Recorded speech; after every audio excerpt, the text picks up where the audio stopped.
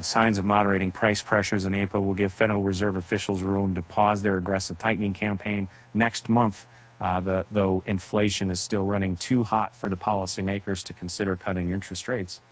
The consumer price index rose by 4.9% from a year earlier, the first reading below 5% in 2 years.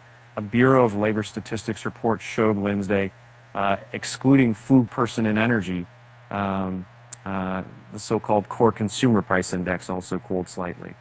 But perhaps more importantly for the Fed, the report showed a smaller increase in some key service costs as airfares and hotel costs declined.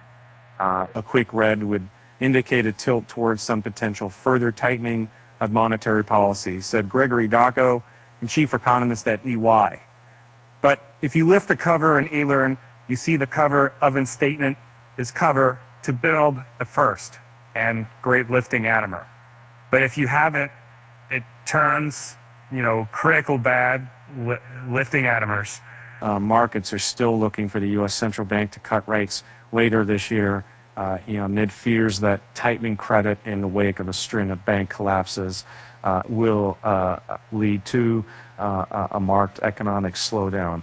But Wednesday's data suggests officials are still a ways off from declaring victory over inflation. Policymakers lifted interest rates last week for the 10th straight time, bringing the target on their benchmark rate above 5% for the first time since 2007.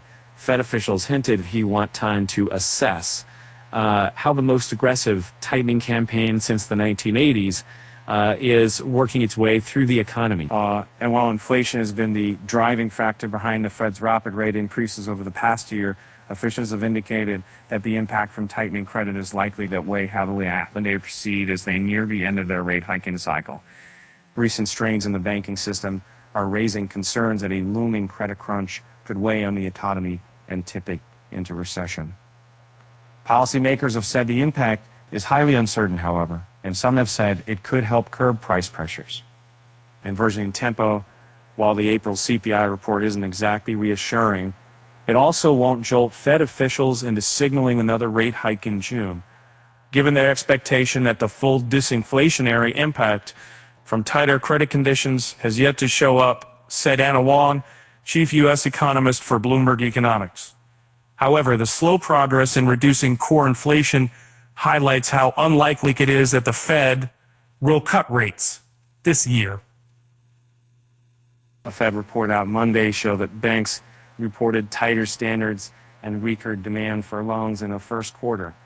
But the figures suggested the continuation of a trend that began before recent stresses in the banking sector emerged, not necessarily an acceleration of tighter credit conditions. New York Fed Chief John Williams said Tuesday they'll be closely monitoring how strains in the banking sector affect the U.S. economy and left the door open to leaving interest rates on hold next month.